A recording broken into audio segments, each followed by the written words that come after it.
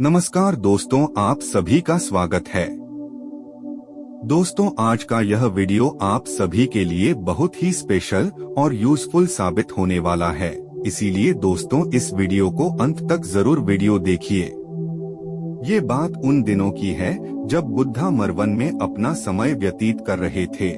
इस समय तक बुद्धि की प्रसिद्धि दूर दूर तक फैल चुकी थी। बहुत दूर दूर से लोग अपनी चिंताओं और परेशानियों का समाधान खोजने के पास आते थे। ऐसे ही एक दिन जब बुद्धा मरवन में अपने शिष्यों को प्रवचन दे रहे थे, तो एक अधेड़ उम्र का व्यक्ति अपने 2021 वर्ष के पुत्र को अपने साथ लिए बुद्धि की तरफ चला आ रहा था। जब यह प्रवचन स्थल के पास पहुंच गए, तो एक नजर उन पर डाली और इशारे से बैठने के लिए कहा।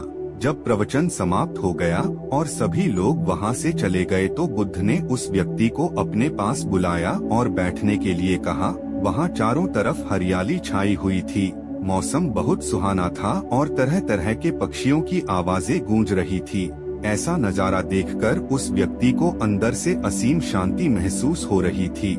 इसके बाद बुद्ध ने उस व्यक्ति से आने का कारण पूछा, तो इस पर व्यक्ति ने कहा, यह तथागत, मैं 2 दिन की लंबी यात्रा करके अपने पुत्र को आपसे मिलवाने लाया हूँ। ये मेरा इकलौता पुत्र है और ये हर समय थका थका रहता है।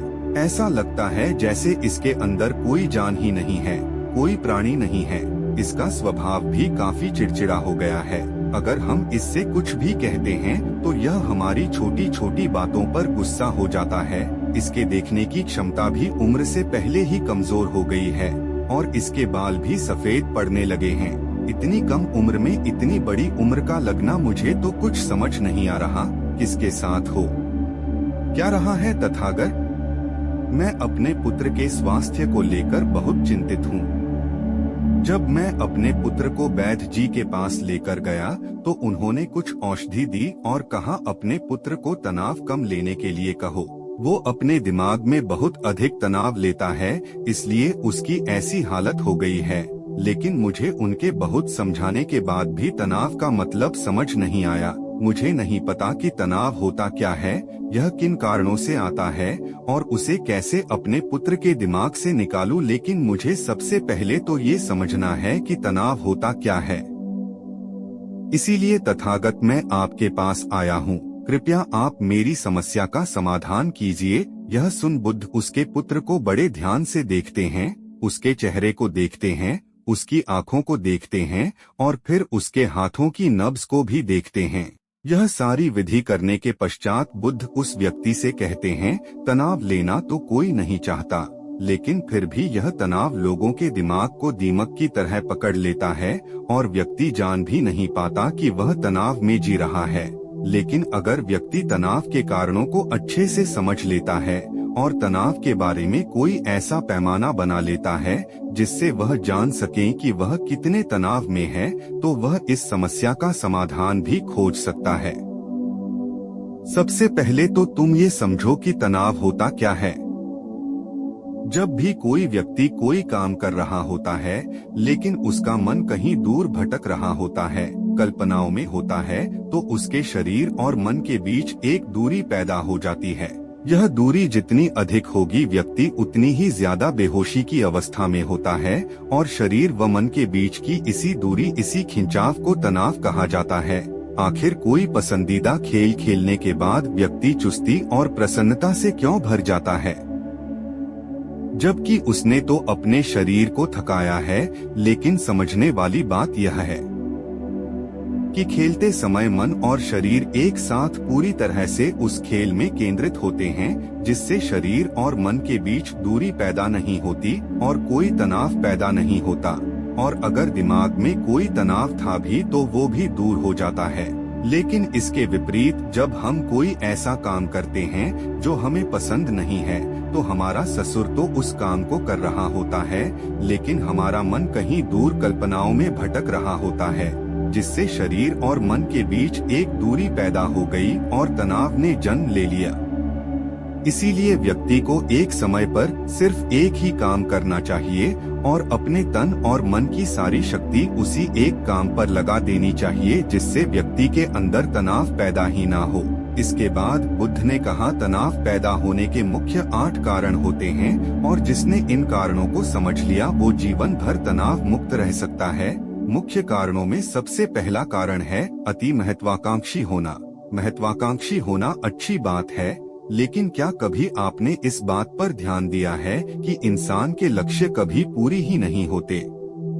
उसका एक लक्ष्य पूरा हुआ नहीं कि वह दूसरे की तरफ भागने लगता है, दूसरा पूरा हुआ तो तीसरे की तरफ, और इस तरीके से वो अपने लक्ष्यों को पाने के लिए जिंदगी भर गोल गोल घूमता रहता है।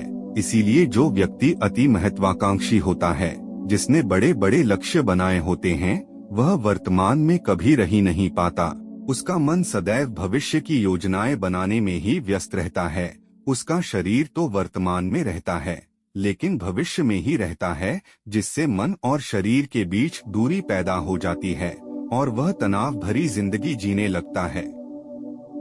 बुद्ध के मुंह से यह बात सुन उस लड़के ने कहा, बुद्ध, तो फिर इसका मतलब है कि हमें लक्ष्य नहीं बनानी चाहिए, क्योंकि लक्ष्य बनाना भी तो महत्वाकांक्षा ही है। इस पर बुद्ध ने कहा, जीवन में लक्ष्य बनाना कोई गलत बात नहीं है, लेकिन समस्या तब उत्पन्न होती है जब वो अपना पूरा ध्यान उस लक्ष्य से मिलने वाले परिणाम पर ही लगा देते हैं और उसके परिणाम की चिंता करते रहते हैं। व्यक्ति को वर्तमान में जीना आना चाहिए। आप लक्ष्य बनाइए और उस लक्ष्य की प्राप्ति के लिए कड़ी मेहनत करिए, लेकिन साथ ही साथ आपको इस बात का भी ज्ञान होना चाहिए कि आप अभी वर्तमान में जी रहे हैं और वर्तमान ही सत्य है। बुद्ध ने आगे कहा, तनाव का दूसरा सबसे बड़ा कारण है ईर्ष्या। जब व्यक्ति ईर्ष्या और जलन से भर जाता है तो उसका मन अंदर से सड़ने लगता है। ईर्ष्या एक आंतरिक घाव है। आंतरिक घाव यानी मन का घाव व्यक्ति के शरीर का घाव तो भर सकता है, लेकिन मन का घाव कभी नहीं भर सकता। इसीलिए व्यक्ति को दूसरे की खुशी और तरक्की से कभी ईर्ष्या नहीं करनी चाहिए, क्योंकि तनाव का कारण है। इसके बाद बुद्ध ने तनाव का अगला कारण बताते हुए कहा कि आरुषिपूर्ण काम करने से भी मन में तनाव पैदा होता है। जो काम करना हमें पसंद ही नहीं है, जिसका में हमारी रुचि ही नहीं है, उस काम में हमारा मन लग ही नहीं पाएगा। हमारा शरीर तो वही बैठा रहेगा, लेकिन हमारा मन कल्पनाओं की उड़ान भरेगा, जिससे शरीर और मन के बीच दूरी पैदा हो जाती है और व्यक्ति तनावग्रस्त हो जाता है। इसीलिए इंसान को हमेशा अपनी रुचि के अनुसार ही कार्य करनी चाहिए। अगर व्यक्ति ने ये पता कर लिया कि उसे कौन सा काम करना पसंद है और वो उसी काम को अपने जीवन का लक्ष्य बना लेता है, तो फिर वो काम उसके लिए काम नहीं बल्कि खेल बन जाता है। फिर बुद्ध ने कहा, तनाव का चौथा कारण होता है किसी दूसरे से अच्छा रखना। बुद्ध ने उस व्यक्ति की ओर इशारा करते हुए कहा, एक पिता होने के नाते तुम्हारी अपने पुत्र से बहुत सी अपेक्षाएं होंगी कि तुम्हारा पुत्र एक बहुत ही कामयाब इंसान बने, तुम्हारा नाम रोशन करे, जैसा तुम चाहते हो उस तरह का जीवन जिए, तुम्हारी हर बात मानी। लेकिन क्या आज तक कभी किसी की सारी अपेक्षाएं पूरी हुई है? जब भी कोई व्यक्ति किसी दूसरे से कोई अपेक्षा रखने लगता है तो वो अनजाने में अपने लिए तनाव पैदा करने लगता है। जरा सोचो कि अगर तुम्हारा बेटा तुम्हारे अनुसार काम नहीं कर रहा और वो नहीं बन पा रहा जो तुम उसे बनाना चाहते हो, तो निश्चित रूप से तुम्हारे दिमाग को तनाव पकड़ लेगा। तुम तनाव से भरा जीवन जीना शुरू कर दोगे और इस तनाव के बस में आकर तुम ऐसा व्यवहार करोगे, ऐसी बातें करोगे कि तुम्हारा अपने पुत्र के साथ संबंध और भी खराब होता चला जाएगा। इसीलिए व्यक्ति को जितना हो सके उतनी कम अपेक्षाएं दूसरों से रखनी चाहिए, और अगर पूरी तरह से तनाव मुक्त रहना है तो दूसरों से अपेक्षा रखना ही बंद कर दो। इसके बाद बुद्ध ने कहा कि शारीरिक कष्ट भी इंसान के तनाव का एक कारण होता है। जब व्यक्ति किसी शारीरिक पीड़ा से गुजर रहा होता है तो उसका पूरा ध्यान बस अपने उस शारीरिक दर्द पर होता है और वो पूरे दिन बस उसी के बारे में सोचता रहता है, जिससे उसका मन दुख के विचारों से भर जाता है और ऐसी स्थिति में व्यक्ति तनावग्रस्त रहने लगता है। यह सुन उस व्यक्ति ने कहा कि हे बुद्ध, शारीरिक दुख तो किसी भी व्यक्ति को हो सकता है, तो फिर क्या हुआ? व्यक्ति जीवन भर तनाव में ही जिएगा, इसका जवाब देते हुए बुद्ध ने कहा कि इंसान को ये बात समझनी चाहिए कि हमारा जीवन दुखों का आधार है। जैसे जैसे हमारा जीवन आगे बढ़ता है, इसमें दुख आते हैं, बीमारियां आती है और फिर अंत में मृत्यु भी आती है। तो बीमारियां इंसान के जीवन का अभिन्न अंग है, कोई इनसे बच नहीं सकता। बस किसी किसी के जीवन में ये समय से पहले आ जाती है तो किसी के बाद में पढ़ाती सबको है। जब इंसान का मन इस बात को अच्छे से समझ लेगा तो फिर वह अपनी बीमारी के बारे में सोच सोच कर ज्यादा तनाव नहीं लेगा, क्योंकि यह हमारे जीवन का अभिन्न हिस्सा है और इसके लिए व्यक्ति को शारीरिक रूप से भी अभ्यास करते रहना चाहिए। अपने जीवन में व्यायाम और स्वस्थ जीवन शैली को भी जगह देनी चाहिए ताकि उसका शरीर लंबे समय तक निरोगी रहकर सही से काम कर सके। तनाव का अगला कारण होता है अपनी योजनाओं को समझने के लिए समय न देना। कुछ लोगों के दिमाग में कोई विचार आया नहीं है कि वो बिना सोचे समझे उस पर काम करना शुरू कर देते हैं और जब उस काम में उन्हें असफलता मिलती है तो वह तनाव से भर जाते हैं, क्योंकि उन्होंने उस काम को शुरू करने से पहले उसके बारे में पूरी जानकारी इकट्ठा नहीं की थी। इंसान को कोई भी काम शुरू करने से पहले उसके अच्छे और बुरे परिणामों के बारे में ठीक से सोच विचार कर लेना चाहिए।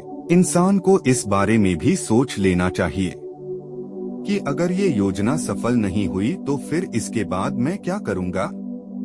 इसलिए व्यक्ति को अपनी योजनाओं को ठीक से समझने के लिए पूरा समय देना चाहिए ताकि बाद में उस योजना की वजह से तनाव पैदा ना हो। तनाव का 7वां सबसे बड़ा कारण होता है टालमटोल करना, आज के काम को कल पर टालना।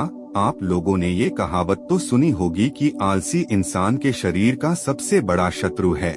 इंसान आलस्य की वजह से आज के काम को कल के लिए टाल देता है और फिर काम को टालना उसकी आदत बन जाती है। काम को कल पर टालने वाले व्यक्ति का काम कभी भी समय पर पूरा नहीं हो पाता और अगर किसी तरह से पूरा हो भी जाता है तो वह उतना अच्छा नहीं हो पाता जितना अच्छा उसे किया जा सकता था और फिर यह बात व्यक्ति के अंदर तनाव पैदा करती है।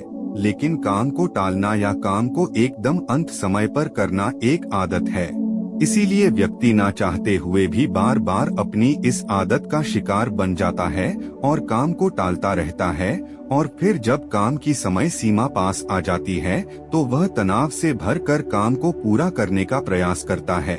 इसीलिए तनाव मुक्त रहने के लिए व्यक्ति को काम को टालने की आदत छोड़नी पड़ेगी और यह तभी संभव है जब व्यक्ति काम को समय से पहले खत्म करने का निश्चय करे। सबसे आखिरी और सबसे प्रमुख कारण जो तनाव का होता है वो है ज्यादा सोचना। लगातार सोचते रहना भी एक बीमारी है और यह उस व्यक्ति में सबसे ज्यादा पाई जाती है जो कपोल कल्पनाएं करता है, जो अतीत की घटनाओं और भविष्य की बातों के बारे में सोचता रहता है, जो बेवजह के अनुमान लगाता रहता है। इसीलिए व्यक्ति को ज्यादा सोचने की आदत पर लगाम लगाना चाहिए। इसके लिए जितना हो सके खुद को काम में व्यस्त रखना चाहिए और हर दिन ध्यान का अभ्यास करने को अपने जीवन का हिस्सा बना लेना चाहिए। बुद्ध के मुंह से यह सारी बातें सुनकर उस व्यक्ति ने हाथ जोड़कर कहा, बुद्ध मेरा पुत्र तो अभी मात्र 20 वर्ष का ही है और इसमें अभी इतनी समझ भी नहीं है कि यह आपकी बताई सारी बातों का एक साथ पालन कर सके। आप कृपया करके तनाव मुक्त रहने का कोई आसान सा तरीका बता दें जिससे मेरा बेटा उसका अनुसरण भी कर सके और तनाव मुक्त भी रह सके।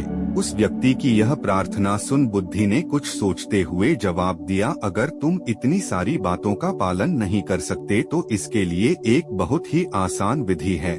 तुम एक बार में एक काम को करने पर ध्यान लगाओ, भी काम कर रहे हो उस समय पर सिर्फ उसी काम को करो, सिर्फ उस पर ही अपना पूरा ध्यान लगाओ और अगर तुम्हारा मन इधर उधर भटक जाता है तो जैसे ही तुम्हें याद आए उसे वापस फिर उसी काम में लगा दो। ये सबसे आसान और अच्छा तरीका है तनाव मुक्त रहने का। जब तुम भोजन करो तो उस समय सिर्फ भोजन ही करो, उसके पूरे स्वाद का आनंद लो, उसी अनुभव करो। जब चलो तो अपना पूरा ध्यान सिर्फ चलने लगा दो।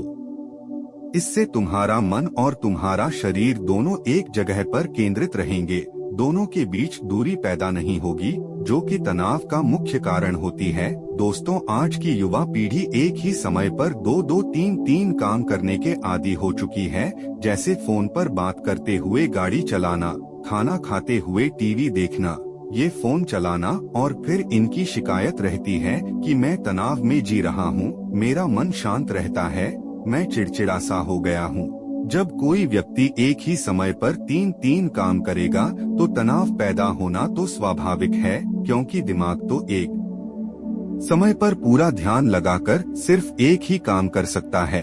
पूर्ण रूप से एक ही समय पर दो कामों पर ध्यान कभी नहीं लग सकता। इसीलिए जहाँ तक संभव हो सके एक समय पर सिर्फ एक ही काम करने का प्रयास करें, वो भी पूरे ध्यान के साथ। दोस्तों, आशा करता हूँ कि आपको इस स्टोरीज से काफी कुछ सीखने को मिला होगा। धन्यवाद।